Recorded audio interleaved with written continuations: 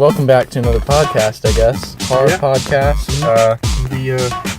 Yep, we're gonna get inconsistently named podcast. Yep, we're gonna get straight into it. We're just talking about the new Power Rangers trailer. Yep. The full length, not the teaser. I guess the teaser was like already full length, but it just that's was what super I thought. teasy. Like there was nothing about like there like they just explained like the base minimum kind of thing, but they did it in a really long way so that they could include all this different stuff. But I also noticed how like, okay, first of all, like the new trailer is like super fan servicey for Power Rangers shit. Like it was like go Power It's morphin' Rangers. time. Yeah, and then at the end they had the big robot. They showed everything. Yeah, they were just like fan stuff, and I was, I gotta tell you, I actually did come out of the new trailer a little more positive about it than I did the first one, just because like I think it may just kind of gleefully work on its own terms in that kind of cheeseball corner of things. Like I don't think it's ever. I'm starting to think just by watching these trailers that like there will be no like real sustained like try to be dark and edgy stuff. Yeah. Like I get the feeling like there will be like, like they made it look, more like not like a bunch of plastic noodle idiots like running around, like they like they gave it some beefy effects, beefy rock monster things, all that shit, and it honestly does look like it's relatively in the spirit of Power Rangers, and what else could they really ask for? I guess the fans of like no one. I could never have foreseen a like Power Rangers movie that was like the way they described it, like that Bryan Cranston like loosely described it, like a trying to approach it like a Dark Knight thing. Like I was like really worried when they said that. I was like, that sounds fucking stupid. It's Power Rangers. Yeah, but I didn't know that was a thing. Yeah, that was a thing. But I think he just meant like because they took what the original Power Rangers is and gave it like a edge. Just a more modern 2016, 2017 Hollywood blockbuster feel. It doesn't feel like a cheap plastic noodle fight. We don't know though. I mean, we haven't seen the movie. It might end up actually. That might be. We live in an age now where people can get away with showing us trailers of movies that, and the movie is like a completely different thing from what we saw in the trailer. Yeah, unfortunately, so we'll see. I have an optimism. I have this optimistic approach to 2017 in terms of movies, nothing else. But I think that this is going to be a year where they get a little more things right. Like I think DC is going to do better this year than last year for sure, because they can't really do worse. They can't fuck up with Wonder Woman. I think Wonder Woman's going to be at least serviceable. Yeah, I think Patty Jenkins is going to just direct the shit out of it, and it's going to be decent. But and fingers are just crossed for Justice League. Really don't want that to be a. Yeah, I don't know. I don't know. I don't want that to be a disaster. But one thing I didn't like about the Power Rangers thing was like the really forced like young adult jokes. Mm-hmm. Like the two that stood out for me that I was like, come on, was one of them the black one? Was the black one, and then when the daughter was like, my friends and I found a spaceship, and then the mom's like, pee in that cup! Okay, I'm not gonna lie, I thought the pee in this cup thing was kind of funny, because it kind of just gave me a perspective on the whole movie, how they're trying to do like this kind of like Breakfast Clubby approach to the cast of characters, where they're all kind of like delinquent kids, and so like the moms like the parents are like getting on their backs for like, because it's like a drug test thing. Yeah. And that's just kind of like, it's just kind of like interesting that that's the approach that they took, and I don't like mind that or anything. I don't know. It just didn't sit well with me. No, I totally understand, because when I watched it, I was like, that's going to be a polarizing joke. Like, not everyone's going to think that's funny. I don't know. It also, like... Correct? The cinematography sometimes looks like it's trying too hard, but sometimes it kind of looks good. At places. I've noticed that there are a couple shots that actually kind of stick out from here and there and stuff. And I don't know. So, like, it doesn't, like, visually, it could look shittier and more like a CW TV show. You know, like, it could look worse, you know? I don't know. So if that is all there is to say about Power Rangers, did you see the Logan trailer? Not yet. No? Mm-mm. All right. Let's do like a let's see what let's try and do like a live reaction thing, because that shit is a dank. Oh my goodness. Okay. I'm ready. And it's like, I don't think it's officially Red Band trailer, but it's like violent as fuck. Dude, I'm so ready for Logan. Logan. The first Logan trailer blew my fucking socks off. Fucking incredible. Are you still recording? Mm-hmm. Awesome. Okay.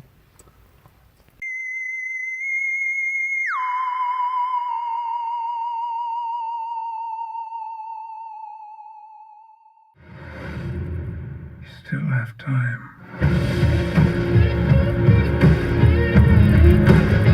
Fuck yes, dude. I had some goosebumps on that, man. That was fucking fuck. Excuse me. That was ridiculous. Wow. There's so many. I'm gonna watch that trailer so many more times. I know, right? Oh wow, that's awesome. Totally exciting. Yeah. Yeah, that was really interesting when they showed the Wolverine comics like being like canon. Yeah, kind of in the way that they kind of did something like that with Captain America. I mean, kids wore costumes and stuff. Mm-hmm. That's kind of that's like a genius idea, though, that I'm surprised they didn't kind of do anything with. I don't remember they're ever showing like comic books in the Marvel universe. No, but that is really interesting. The way that he commented on that, and he was like, I mean, this is kind of how it was, but not really, because it's like there was real shit going on. Yeah, he's like, we got an X-Men fan, and like, whoa. Yeah, that's fucking awesome. Almost as if this isn't an X-Men movie at all. Like, well, because it's kind of not. This was like genre breaking. That's what I was feeling like when I was watching. I was like, wow, this is just like breaking out of the mold. This is gonna be its own fucking thing. Yeah. And everyone is just laying down performances. I can tell that this is gonna be Patrick Stewart's best Xavier performance. Just like some of the stuff that he's fucking just like laying down in the trailer. Like when he says someone has come along, like the first time I heard him say that in the first trailer, I was like, it's just so, just the way just the inflection of his voice and everything is just like so fucking like, it's kind of, it feels powerful. Yeah. Yeah, this movie feels like it's gonna have a real weight to it. It's not gonna just like, I haven't been, Apocalypse kind of sucked ass. Didn't see really. Apocalypse. Yeah, it was really not good. I'm not gonna lie. I really wanted it to be good the whole time I was watching it, and then the only like 10 minutes that I really thoroughly enjoyed was when the Quicksilver scene happened. Like it was like all the energy the movie had went into that. I felt like a lot of performances that were just really. Point is that is what I want to fucking see. That is like just them reaching out and doing new shit, like trying to take the genre in to new and exciting places. I love that trailer. I'm definitely gonna watch that again, and I'm super March. Holy fuck! Yeah, I didn't realize it was actually. Oh my that close. god, it's fucking March. Yes, that is about a month and a half away. Jesus, that's so dope. I'm in. Fuck. Thank you, Wendy's. Oh. This is what was like the latest in chronological? Was it Wolverine? The latest or was it chronological X-Men movie was probably Wolverine. Yeah, right. Right. Well, no. I guess technically, Days of Future Past. No, technically, Days of Future Past was. Because it took. So this is like after Days of Future Past. I don't think so though, because the Days of Future Past. Well, they also obviously changed the future. Oh yeah, they changed everything. So we don't even know. Yeah, we have no idea. God, this is the thing about the X-Men timeline. I really Yeah. loved how in Deadpool they poke fun at how like completely ridiculously hard to follow the X-Men timeline is. Yeah. They have just fucked around with it so much. It's a little unstable. A little bit. Mm. But whatever.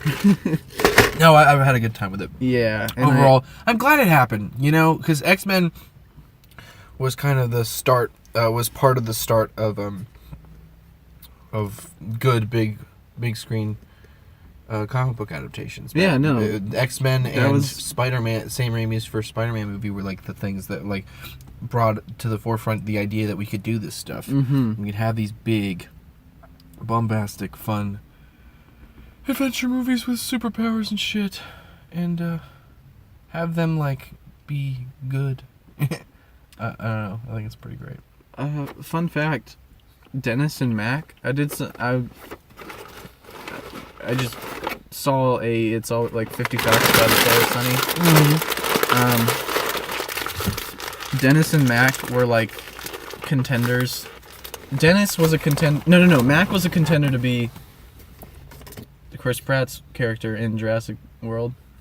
And both Dennis and Mac were contenders to be Star-Lord. Hilariously enough. Imagine either of their Star-Lords. Wow. Oh, wow. No, you know, I could see Dennis. Like, I mean, I guess. I don't know. I don't know about that whole thing. I'm really glad that they probably weren't even close to actually getting cast, though. Like, yeah. Like, come on, Chris Pratt is so obviously the guy. Like, when everyone went in and auditioned, it was like, yeah, Chris Pratt is it for 100% certainty. I wonder what happened there, because like they obviously had to have auditioned him and then he had to get fit. Huh? What? Chris Pratt had to have auditioned, right? And then got fit, or maybe I mean, like, yeah, no, that's how it would have been. They probably would. It would have been a requirement in the contract though. Like, they probably they probably went in when he went in to do the audition. They were probably just like, hey, you know, you're gonna have to like beef up for this shit. Yeah. And he was like, I'm game. And now he's Chris Pratt, sex symbol. Went from Andy to sex symbol. Oh my god. Internet like cinematic bad boy. Wow. That man's shit. life. Oh. Yep. Let's do. Let me just quickly. We only got 15 minutes of ramblings. Let's just see what new. That's not what I'm trying to do. My God. See if there's anything else to. Mm-hmm. No. Is there a new Chucky movie? Oh, of course there is. It doesn't stop. Austin. And a Despicable Me. Did 3. you fucking see the Chips trailer? No. With Dax Shepard, and it's like a lot of like. There's just like this really weirdly excessive amount of dick jokes and like homophobia jokes. Like it's really weird. Like there's just this really hilarious scene where Dax Shepard he's like in the locker room with Michael Pena, and Michael Pena like kind of like backs up a little bit when like naked Dax Shepard like walks by him. He's like, "Hey man, you a little homophobic or something?" And he's like, "No, dude, no, let's chill." And then like Dax Shepard turns to like his buddy and they hug, and there's just this shot of their penis, like their like penises in underwear like pressing together with like this like squishing sound effect. And like in between their dicks is Michael Pena's like terrified face in the background. That's hilarious. It's so great. There's There's a meme there. Wow. I don't know. That was great. But yeah. Is there anything else of note to come out? I think there was a second ago. I'm just kind of like looking down. Raw, dude. Have you seen the trailer for fucking Raw? I just saw it down there, dude. That shit looks fucking ridiculous. Let's really do it. fucking just like.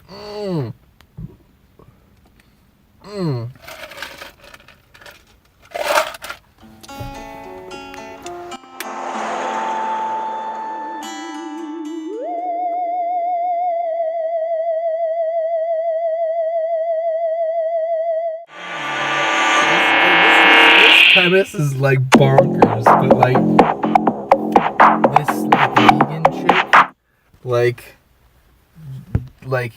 is like I think she's like forced to eat meat in some situation, and then she becomes like fixated on it, and then she just starts like slowly descending into becoming like a cannibal and like eating raw meat and like eating people and shit.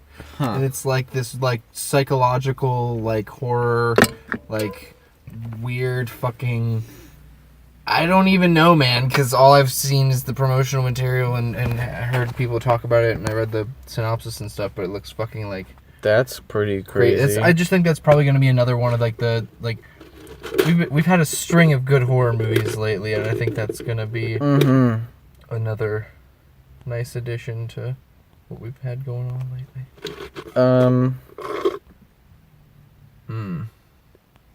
I don't know, man. You know what sucks? You really can't trust trailers these days because it was really funny. I've been really into the Breaking Banter guys, and I was watching their initial reactions to the original the trailers for Suicide Squad, and when you watch those trailers, you have no question in your mind that movie is gonna be good. Like, when you watch the trailers for Suicide Squad, that movie looks so good. Yeah. And then it's bad, you know, because they can make, like, the bare minimum. They can make movies that contain, like, the aesthetically appealing things and contain moments of charisma and excitement, but then the movies turn out to not be able to churn that out for its full runtime, and also happens to have a plot that actually sucks. Like, I thought it was intentional originally that, like, the Suicide Squad trailers were very slim on plot, but they probably just never knew what the plot actually was going to be until they mashed together 7 different versions of the movie and released it in theaters for humans to watch, you know?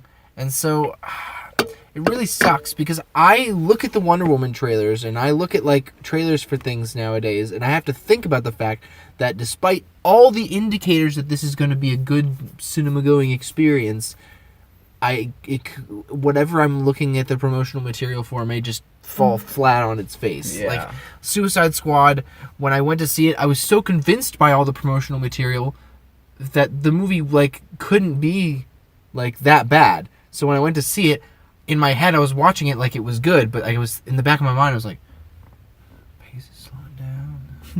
Characters aren't really being developed in the traditional sense. Nothing's really happening. Like, but like I was just like, oh, but Will Smith's funny.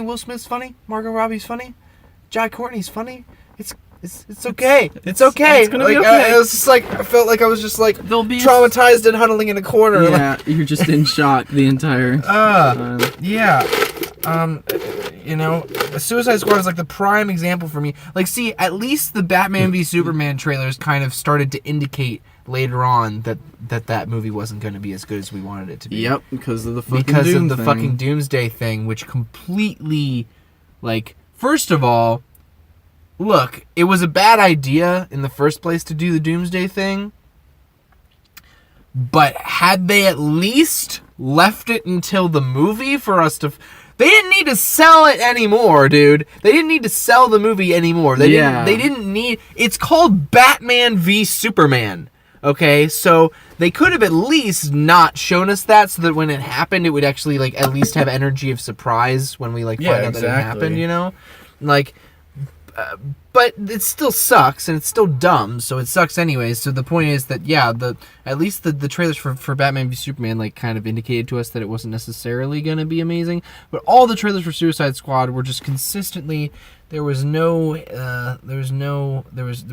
really any hint that it was going to be a complete a train wreck. Everyone was just so convinced, everyone was so excited, and now people argue that it's worse than Batman v Superman, that it's worse than all that stuff, and I'm just like, they're not entirely wrong. Suicide Squad, I mean, at least when you put together a director's cut for Batman v Superman, the product is coherent, you know, like, yeah, Suicide Squad doesn't even really always make sense at all, and they're just like complete continuity errors and gaps. And it's just like Jai Courtney leaves the bar to like go home, and then he just walks back on screen with them 5 minutes later with no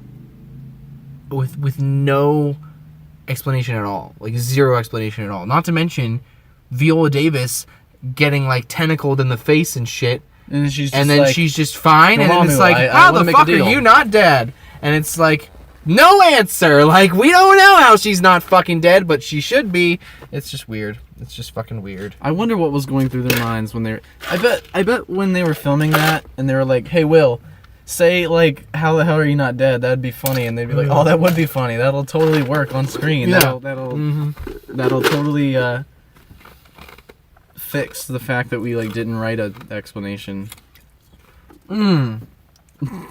Lazy, sloppy garbage. Yeah, anyways, yeah, Suicide Squad's kind of like my go-to for, like, explaining to people what not to do in storytelling. I hate to say that. Like, I can't believe I'm saying that in retrospect. But, like, I was trying to explain to my dad what's wrong with expository dialogue in movies the other day, and then I literally just broke down a scene in Suicide Squad for him to tell him what's wrong with this. Like, that's awesome, and also, like, really depressing.